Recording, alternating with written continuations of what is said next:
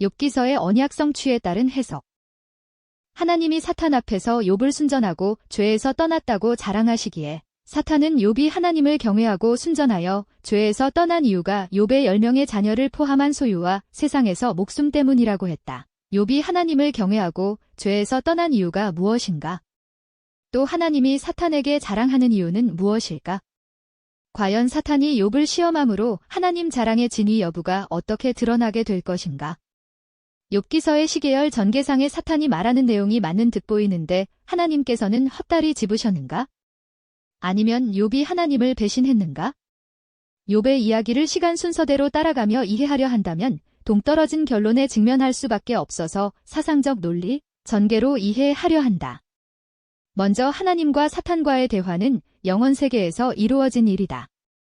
또 사탄이 하나님이 정해준 범주 내에서 진행되는 욥에 대한 시험은 시간 세계에서의 직선적 사건의 이야기이다.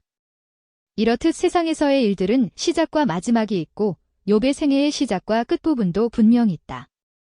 욥기서의 서두에 하나님께서 사탄에게 자랑한 욥에 대한 이해의 조건이 있다. 그 조건은 시간 세계인 세상에서 하나님이 욥의 생애를 이끌어 가시고 욥을 완성하시고 욥을 통해 하나님의 뜻을 성취하실 말씀으로 영원 세계가 근거라는 시간 세계의 사건이라는 점이다. 이 조건으로 해석이 충족되어야만 언약에 따른 여호와 하나님의 역사성 취섭리사가 욥기에서 단절되지 않고 눈에 들어온다.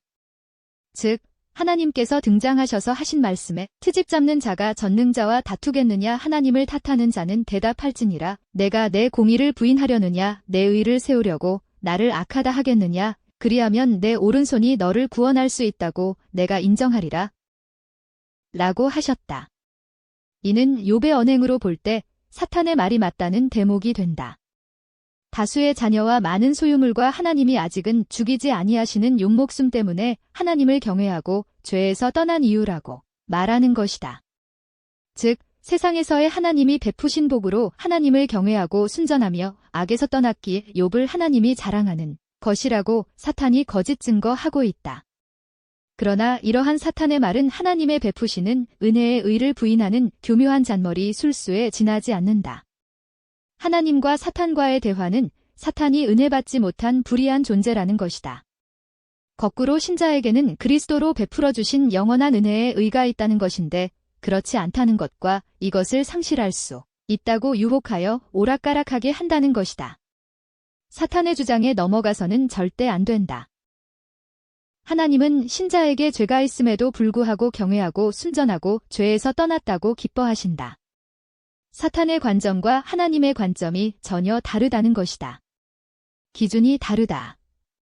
욥기서를 통해 보건대 전능을 행사하시는 하나님의 작정하신 뜻에 있다. 욥을 흥하게도 하고 망하게도 하셔서 욥에게 두신 기쁜 뜻을 드러내신다.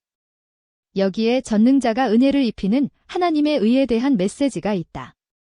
이로써 하나님의 의가 유일하고 항구적인 구원의 능력이 된다는 계시이며 욥에게 제사의식을 통해 하나님의 은혜의 의로 빛나는 욥을 자랑하셨다는 결론이다.